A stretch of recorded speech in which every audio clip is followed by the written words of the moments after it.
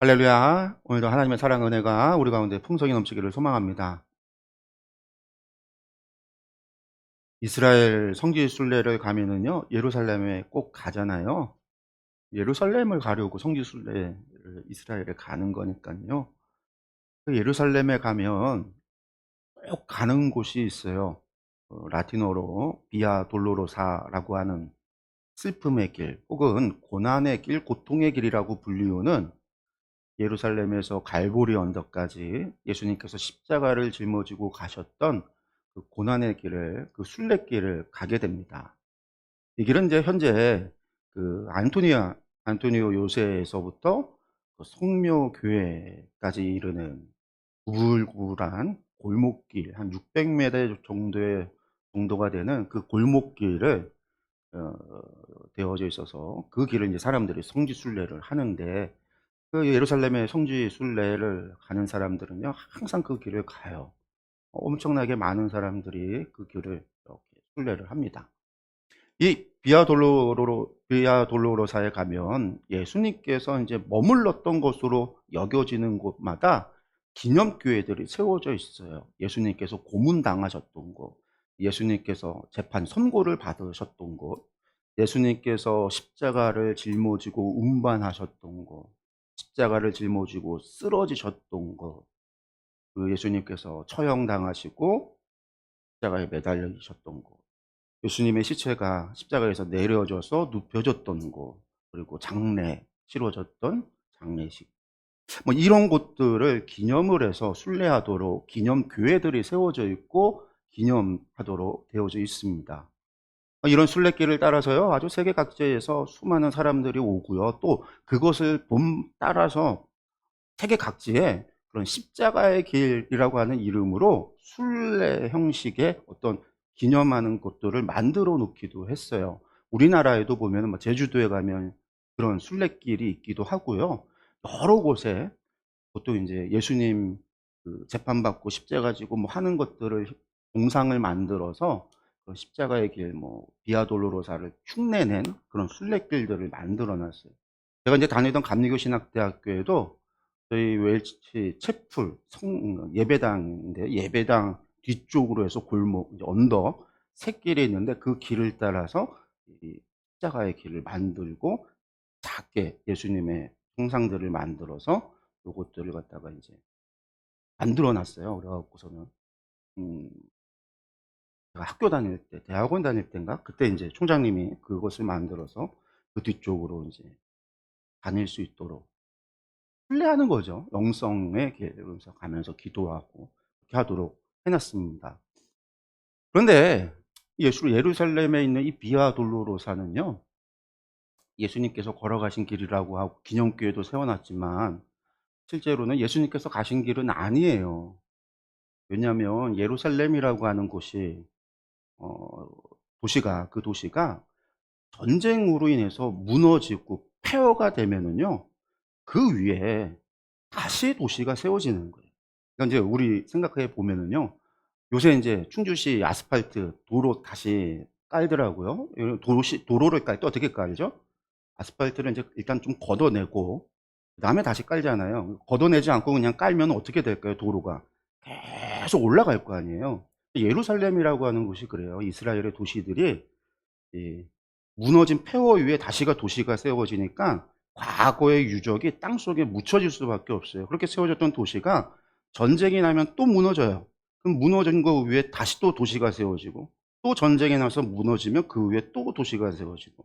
그래서 인제 그 텔이라고 하는 말이 앞에 붙으면 이렇게 층층이 쌓여져서 높아진 도시다라는 거예요. 그래서 우리가 이스라엘 하면 텔아비브, 예, 텔아비브가 이제 이스라엘의 국제공항이 있는 곳이거든요. 지금 예루살렘이 아니라 텔아비브가 보통 수도 역할을 하는데, 거기에 텔이라고 하는 게 아비브라고 하는 옛날의 구약의 요뻐라고 하는 도시가 이렇게 쌓여서 지금 텔이 됐다라는 뜻이에요. 예루살렘도 텔이에요.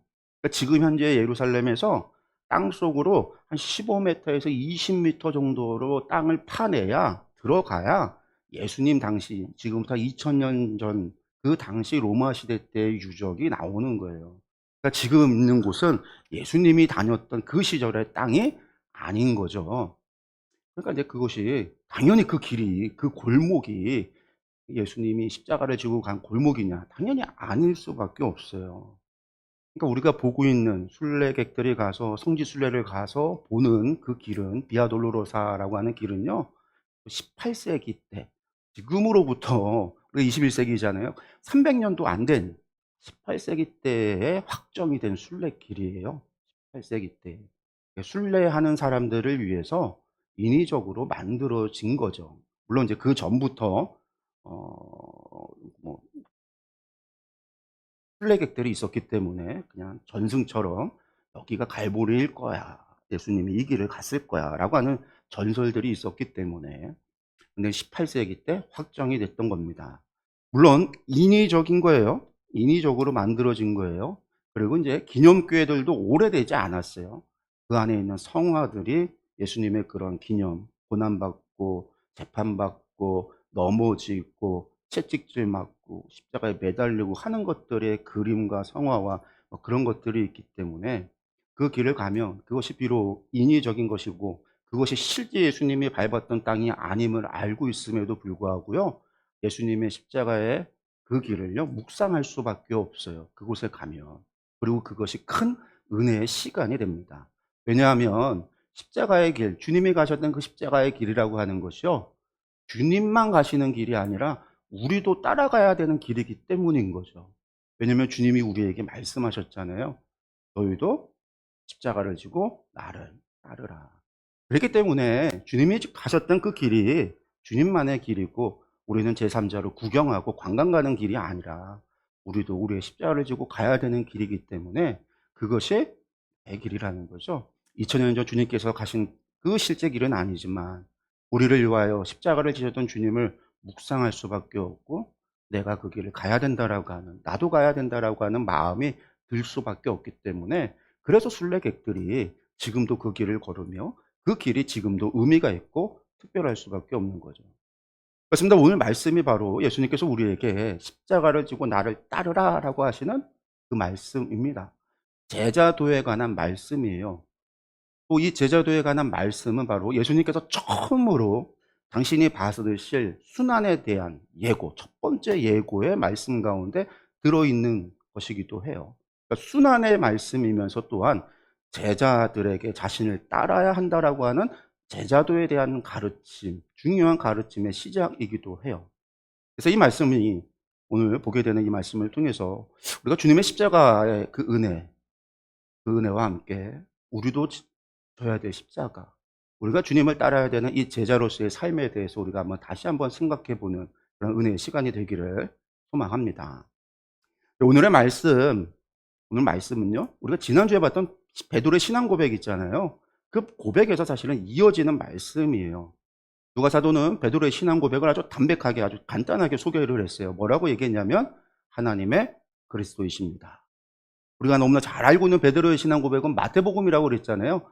주는 그리스도시요 살아계신 하나님의 아들이십니다는 이제 마태복음의 고백이고, 누가는 그냥 단순하게 하나님의 그리스도입니다라고만 했어요. 그러니까 예수님을 하나님의 그리스도다라는 거예요. 그리고 난 다음에 바로 이어서 예수님의 첫 번째 순환을 예고하고 계시는데, 왜 누가는 이 베드로의 신앙 고백 뒤에 이 순환을 예고하고 있는 걸까? 우리가 이제 이것에 대해서 마치 이것에 대해서 이야기하시고 베드로가 고백하자마자 아무에게도 말하지 말라 말씀하시고 나서 바로 이어서 인자는 이라고 시작을 해요. 그러면서 순환을 예고하고 있습니다. 근데 사실은 순환을 예고한다기보다는요, 그리스도는 하면서 그리스도는 어떤 존재인가를 가르치는 거예요. 즉 하나님의 그리스도다라고 했던 제자들의 고백, 베드로의 고백에 대해서 사실 그들이 가지고 있었던 그리스도에 대한 잘못된 이해, 그리스도가 메시아잖아요. 메시아에 대한 잘못된 이해를 바로잡고자, 바르게 알려주고자, 제자들을 교육하고자 하는 목적이 이 말씀 속에 담겨 있는 거예요.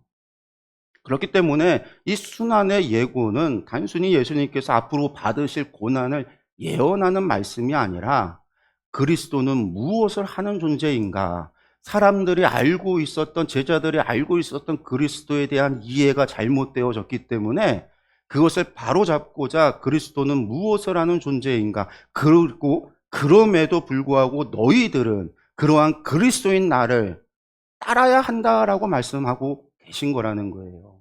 그렇기 때문에 순환의 예고와 이 순환의 예고가 곧 그리스도가 어떤 존재인가라고 하는 말씀과 함께 제자도에 대한 가르침이 들어갈 수밖에 없는 거예요. 그리고 먼저는 그리스도에 대한 잘못된 이해를 바로잡는 거죠. 그리스도의 순환에 대한 말씀이에요. 22절 말씀 보겠습니다. 이르시되 인자가 많은 고난을 받고 장로들과 대제사장들과 서기관들에게 버림받아 죽임을 당하고 제3일에 살아나야 하리라 하시고. 아멘. 누가복음에서 인자라고 하는 말은요, 그리스도를 가리키는 말이에요.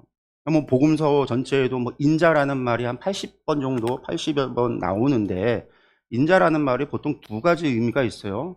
우리가 이제 한자로는 사람의 아들이라는 뜻인데, 실제 사람의 아들, 그러니까 사람으로 오신 인성을 가지신 예수님에 대한 의미도 있지만, 다니엘서에서 인자라고 하는 의미가 메시아를 가리키거든요. 다니엘서에서 인자는 메시아를 가리켰어요. 그래서 인자라고 복음서에서 말할 때 그리스도를 가리키고 지칭하는 인자는 메시아를 가리킬 때가 있어요. 그래서 이제 인자라고 하는 말 안에는 두 가지, 사람이면서 또한 메시아다라고 하는 두 가지 이중성의 의미가 있다라고 보통 얘기를 하는데, 여기에서 말씀은요, 지금 앞에서 하나님의 그리스도입니다라고 베드로가 신앙 고백한 다음에 이어지는 말씀이기 때문에, 이르시되 인자는 할 때 인자는요, 당신을 가리키는, 예수님 자신을 가리키는 이야기이면서 바로 베드로가 얘기했던 그리스도, 그 그리스도를 얘기하는 거예요. 그러니까 그 그리스도는 어떤 존재냐? 많은 고난을 받고 장로들과 대제사장들과 서기관들에게 버림받아 되어져서 죽임을 당하고 제3일에 살아나야 한다라고 말씀하고 있는 거예요. 제가 지난주에도 말씀을 드렸지만 당시 갈릴리 유대인들은 그리스도, 그러니까 그들이 메시아라고 했던, 기다렸던 그 메시아를 어떻게 생각을 했냐면 로마로부터 자신들을 구원해 줄, 마치 과거에 애굽에서 자신들을 인도했던 모세와 같은 큰 선지자, 혹은 하나님의 나라를 회복할 다윗과 같은 왕, 에스겔의 예언에 성취되어 있듯 하나님의 성전이 세워지고 하나님의 영광이 돌아오고 새로운 예배가 드려지, 바로 그러한 예배의 회복을 이루 대제사장, 이러한 메시아를 그들은 기다렸단 말이에요. 그리고 이러한 기대를 충족시키기 위해선 가장 우선적으로는 로마로부터의 독립이에요. 로마로부터 독립을 해서 다윗의 왕조가 세워지고 성전이 정결하게 되어지고 하나님의 나라가 회복되어야 되는 거예요. 당연히 군사적인 무력이 있어야 되는 거죠. 그러니까 그 무엇보다도 다윗과 같은 왕이, 여호수아 같은 장군이, 이러한 그리스도, 이러한 메시아가 갈릴리 유대인들이 기다리고 고대했던 메시아입니다. 그리스도인 거예요. 이것은요, 제자들이라고 다르지 않았습니다. 제자들도 끝까지 예수님께서 예루살렘에 올라가시면은요, 예루살렘을 뒤집어 엎고 이스라엘의 왕이 되실 줄로 알았어요. 그래서 자신들이 예수님의 오른편이나 왼편에 설 줄로 기대했던 거예요. 그래서 그때 베드로가 고백하고 있는 하나님의 그리스도입니다라고 하는 고백에는 예수님을 향한 이러한 욕망이, 그러한 기대 심리가 담겨 있단 말이에요. 그런데 예수님께서는 지금 뭐라고 말씀하시냐면, 인자는, 그리스도는 고난을 받고 이스라엘의 종교자들에게, 종교 지도자들에게, 그 장로들과 대제사장들과 서기관들에게 버림받아 되어져서 죽임을 당한다라고 말씀하고 있어요. 그리고 제3일에 살아나야 한다라고 말합니다. 제자들이 생각한 것하고는요, 기대한 것과는요, 전혀 다른 말씀을 하고 계시는 거예요. 예수님께서 순환의 예고를 3번을 말씀하시는데요, 나중에 베드로가요, 예수님이 자꾸 이런 얘기하니까 나중에는요, 베드로가 예수님 앞에 성을 내면서 그런 얘기하지 말라고 그래요. 선생님, 그런 말씀 하지 마세요. 헬라어 원어를 보면요, 성을 내고 얘기를 하는 거였어요. 나중에는요, 올라가서 왕이 되어야 되는데 뭐 자꾸 죽는다고 얘기하시냐고. 그게 제자들이 가지고 있었던 생각인 거예요. 근데 예수님은 그래서 그러려고 오신 분이 아니라는 거예요. 이 땅에 와서 대속의 제물로 죽으시고 부활하신 주님. 그렇습니다. 여러분들, 예수님은요, 세상의 방식으로 이 땅에 세상의 방식으로 싸우러 오신 것이 아니에요. 세상의 법칙으로 싸우러 오신 것이 아닙니다. 하나님의 방식이에요. 예수님은요, 하나님의 방식으로 이 땅에 오셨고 하나님의 방식으로 세상에서 이기신 거예요. 근데 우리는요, 자꾸만 살아가면서요, 세상에 살면서 세상의 방식으로 살아가려고 그래요. 그러면서 하나님께 뭐라고 기도하냐면요, 하나님께 세상의 방식으로 싸워달라고 기도합니다. 세상의 방식으로 싸워서 이겨달라고 요청해요. 세상의 방식이 뭐예요? 양육강식, 적자생존, 힘 있는 자가 이기고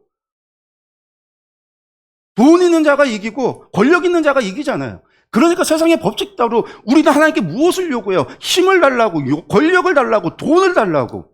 그래서 우리가 세상에서 힘 있는 자가 되고 권력 있는 자가 되고 돈 있는 자가 되어져서 세상에서 이기는 자가 되게 해달라고 우리는 하나님 앞에 세상의 방식으로 요구하고 세상의 방식으로 싸워서 이기게 해달라고 이야기한단 말이에요. 이게 하나님의 방식이 아닌데, 하나님은 그런 방식으로 싸우지 않으시는데, 하나님은 그런 방식으로 일하시지 않는데, 또 하나님은 그런 방식으로 당신의 백성들이 싸우길 원치 않으시는데 우리는 그렇게 하고 있다는 거예요. 하나님은요, 우리가 세상과 구별되길 원하잖아요. 하나님, 우리가 세상과 구별되기를 원하세요. 똑같으려면, 우리가 세상과 구별되지 않고 세상과 똑같으려면 뭐하러 독생자를 주시기까지 우리를, 그 예수님 독생자의 피값을 주고 살 필요가 있냐라는 거예요. 여러분들, 하나님의 방식은 사랑이고 희생이고 대속입니다. 원수도 사랑하라고 하시잖아요. 한 알의 밀알이 되어 썩어져야 한다라고 말합니다. 그리스도의 남은 고난에 동참하라고 이야기해요. 우리의 싸움은 혈과 육의 싸움이 아니라는 거예요. 세상의 방식이 아니라는 거예요. 여러분, 하나님의 방식은 사랑이요, 희생이요, 대속. 여러분들, 이것이 십자가입니다. 이것이 하나님 나라의 방식이에요. 그리고 이것이 우리가 세상에서 살아갈 방법이에요. 그렇기 때문에 이어지는 말씀에서 세상의 방식이 아니라 그 세상의 방식으로 예수님을 따라서는 안 된다라고 말씀하는 거죠. 23절의 말씀입니다. 또 무리에게 이르시되 아무든지 나를 따라오려거든 자기를 부인하고 날마다 제 십자가를 지고 나를 따를 것이니라. 아멘. 여러분들, 주님을 따르기 위해서 어떻게 해야 합니까? 자기를 부인하고 날마다 십자가를 지고 따라야 한다라는 거죠. 우리는요, 이 말씀을 보면서 예수님께서 십자가를 지신과 같이 우리도 우리의 십자가를 지고 주님께서 가신 그 길을 따라가야 한다, 이렇게 이해를 하고 있어요. 근데 여러분들, 이 말씀을 직접 들은 그 현장에 있었던 제자들도 그렇게 이해했을까요? 저는요, 그렇게 이해했다고 보지 않아요. 이 말씀을 하고 계시는 예수님은요, 당시에 십자가를 지고 죽으셨다 부활하신 상태가 아니에요. 그런데 예수님께서 십자가를 지고 나를 따르라 라고 말씀하고 계세요. 제자들이 그것을 어떻게 받아들였을까요? 예전에 저는 그렇게 얘기했어요. 여러분들, 십자가가 무엇이죠? 십자가라고 하는 것은요, 로마 시대 때 사형제도 가운데 최고형, 가장 악질적인 죄를 지은 사람을 죽이기 위해서 만든 사형제도예요. 인간을 가장 잔인하고 고통스럽게 죽이기 위해서 만든 사형제도예요. 그게 십자가형입니다. 십자가형. 왜냐하면 살아있는 채로 이 손목이랑 발에다가 못을 박아서 나무에 매달아 놔서 피가 서서히 쪽사로 바로 죽는 게 아니라 출혈로 의해서 천천히 이 고통을 계속해서 받고 피가 계속해서 흘러서 출혈을 받고 그 매달려 있는 상태로 독수리나 까마귀나 새들에 의해서 쪼임받는 고통을 당하고, 그러면서 모든 사람들 앞에서 벌거벗겨 수치를 당하며 조롱당하며 엄청난 수치와 엄청난 고통과 엄청난, 여기가 이제 신경이 들어가기 때문에 엄청난 고통을 당할 수밖에 없는, 그게 십자가형이 로마에서 인간을 어떻게 가장 잔인하고 고통스럽게 죽일 수 있는가를 연구해서 만들어낸 이 십자가형이에요. 그래서 그걸 어떻게 하냐면 로마에 반역한, 보통은 도망간 노예나 종들을 십자가에 매달아서 본보기로 삼거나 로마에 반역한 사람들을 십자가에 매달아 죽이는 거예요. 그래서 본보기로 삼는 거예요. 다시는 반역하지 못하도록. 이게 이스라엘의 사람들에게서는 이게 더 무서웠던 거는요. 율법에 나무에 매달린 자는 저주받아서 구원받지 못한다라고 되어 있었기 때문에 이 십자가형은 이스라엘 사람들에게 있어서는요, 더 끔찍한 형이에요.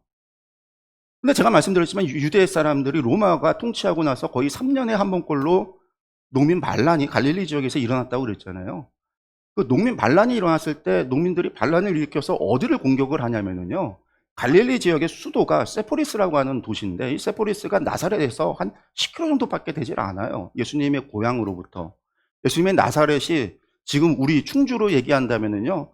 저기 지금 충주 의료원이 있는 그쯤이 나사렛이라고 본다라고 한다면, 산 언덕에 나사렛이라고 본다면 세포리스라고 하는 도시는 지금 저쪽 단월 정도예요.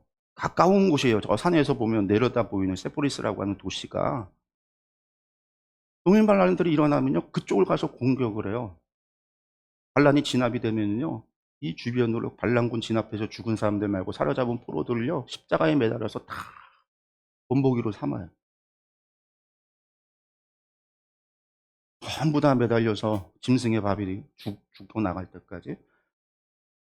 예수님이야 무덤에 갇혔지만 보통은 그냥 동물한테 다 물어뜯기도록 그냥 가만히 내버려둬요. 나중에 해골이 돼서 떨어져 나갈 때까지 그냥 내버려 두거든요. 근데 그게 3년에 한 번꼴로 그런 일들이 벌어졌어요. 예수님께서 자기를 부인하고 십자가를 지라는 얘기는요, 제자들이 듣기에는 어떻게 들렸을까요? 지금 예수님을 왕이라고 생각하고 왕이 될 거라고 생각하고 메시아가 될 거라고 생각하고 예루살렘에 올라가면 이제 뒤집어 엎고 왕이 될 거라고 생각을 하는데 십자가를 지고 나를 따르라 라고 하는 얘기는 어떻게 들렸을 것 같아요? 이 사람들한테. 그래, 이제 우리 죽으러 가자 이렇게 들리는 거예요. 로마 뒤집어 엎자, 싸우러 가자 이렇게 들리는 거예요. 요한복음에도 나중에 보면은요, 예수님이 나사로가 죽은 다음에 죽은 나사로를 살리러 돌아갈 때 이제 돌아가자 했더니 사람들이요, 이제 돌아가자, 예루살렘에 올라가자, 막 그런 일들이 벌어져요. 이 사람들의 이야기에 이거에 제자들은 그렇게 들었어요. 들릴 수밖에 없어요. 그러니까 포기하지 않는 거예요. 그러니까 예수님만 올라가면 오른편에 왼편에 누가 설 것인가, 그 믿음이, 기대가 있는 거예요. 이들이 이 이야기를 들을 때 나도 십자가를 지고 예수님을 따라야지가 아니라 뒤집어 엎자, 왕이 될 거야, 구세주가 될 거야.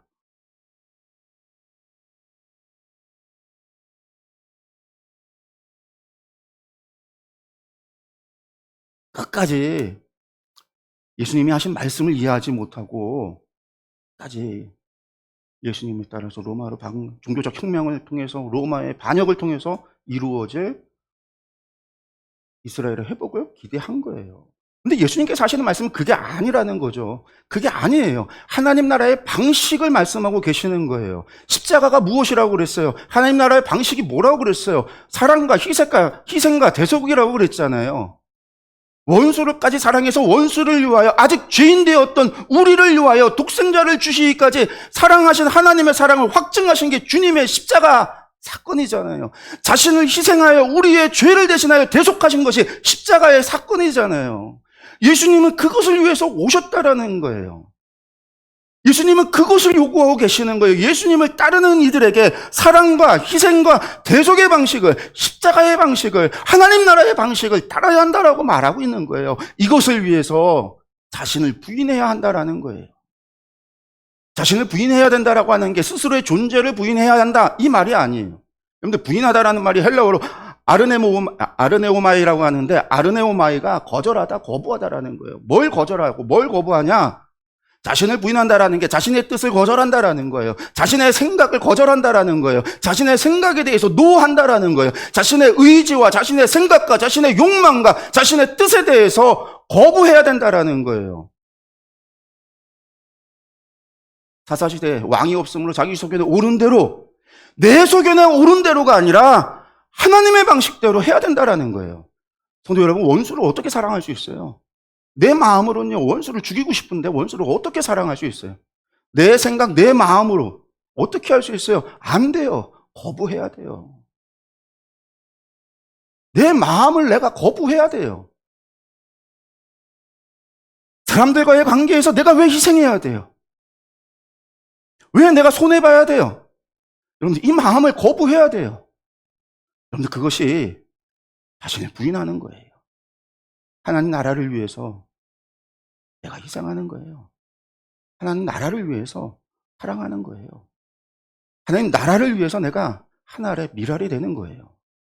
그것이 십자가를 지는 겁니다. 세상의 가치관으로 보면요, 그것은 미련해 보이고 어리석어 보이는 거예요. 그래서 십자가의 도는요, 멸망하는 자들에게는 미련하게 보일 수밖에 없어요. 그러나 십자가의 도는요, 구원받은 우리에게는 하나님의 능력이라고 이야기하고 있어요. 십자가는 미련해 보이고 세상의 가치관으로는 미련해 보이고 어리석어 보이지만 십자가는 하나님의 능력이라는 거예요. 계속해서 예수님께서는 이 십자가를 지고 주님을 따르는 것에 대해서 이야기하고 계세요. 24절에서 27절까지 말씀입니다. 누구든지 제 목숨을 구원하고자 하면 잃을 것이요 누구든지 나를 위하여 제 목숨을 잃으면 구원하리라.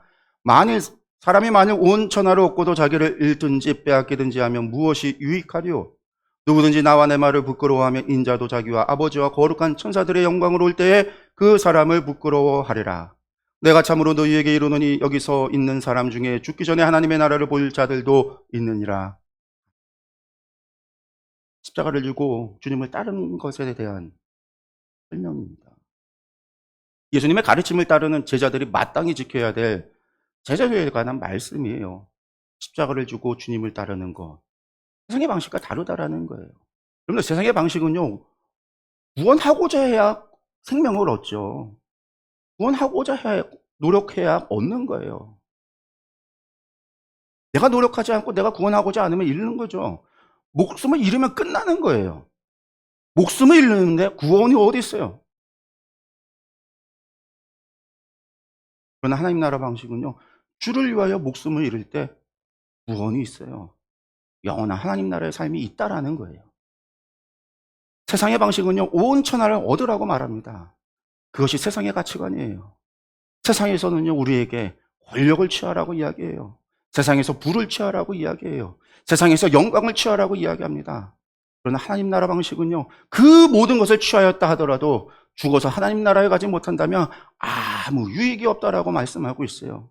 아무런 가치가 없다라는 말씀입니다. 헛되고 헛되니 모든 것이 헛될 뿐이라는 거예요. 그렇게 세상의 방식으로 사는 사람들은 세상에서 성공한 것처럼 보일 수밖에 없어요. 왜? 그들은 얻고자 하니까요. 세상에서 가치 있다 여기는 권력을, 부를, 영광을 얻었으니까 그것을 얻고자 애쓰고 노력하여 얻었으니 당연히 성공한 것처럼 보일 수밖에 없어요. 그러나 하나님 나라의 방식으로 사는 사람들은요, 그것을 얻고자 하지 않잖아요. 주를 위하여 죽고자 하잖아요. 그러니 세상 사람들의 눈에는요, 세상의 가치관으로는 실패한 사람으로밖에 보일 수밖에 없어요. 그런데 세상의 가치관으로 실패한 인생이 부끄러워 여긴다면 주님께서 다시 오실 때에 주님께서도 그 사람을 부끄러워한다라고 했어요.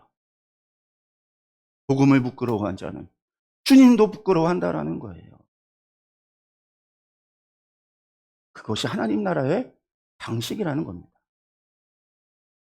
사랑하는 성도 여러분, 우리는 세상에 살아가지만 우리는 하늘에 속한 사람입니다. 세상에서 살아가기 때문에 세상의 방식으로 살아가야 한다라고 우리는 강요를 받아요. 세상의 가치관으로 우리는 판단받습니다. 평가받아요. 그러나 그것은 영원한 것이 아닙니다. 우리는 세상에 살아가지만 하늘에 속한 하나님 나라의 거룩한 백성입니다. 그것도 주님의 십자가의 보혈의 피값으로 하나님의 백성이 된 사람들입니다. 우리는 세상의 방식으로 살아서는 안 됩니다. 우리는 하나님 나라의 방식, 하나님의 방식으로 세상을 살아야 합니다. 우리의 선택은 세상의 가치에 따라 여기는 것을 선택해서 세상에 가치 있다 여기는 것에 따라서 선택하고 쫓아가서는 안 됩니다. 하나님께서 가치 있다 여기는 것을 선택해야 되고, 하나님께서 가치 있다 말씀하는 것을 따라야 합니다. 그것이 세상에서 보기에 미련해 보여도 하나님 나라 백성에게는 그것이 능력이 되는 겁니다. 성도 여러분, 우리가 져야 하는 십자가, 그것이 사랑이고 희생이고 대속입니다. 우리가 져야 하는 십자가는 우리가 순종해야 할 하나님의 말씀입니다. 내 소견에 옳은 대로가 아니라, 내 생각에 옳은 대로가 아니라, 세상의 가치관에 옳은 대로가 아니라 하나님의 뜻에 옳은 대로, 하나님의 말씀에 옳은 대로, 하나님의 뜻에 옳은 대로 순종하는 것, 그것이 우리가 져야 할 십자가임을 기억하시기 바랍니다. 기도하겠습니다.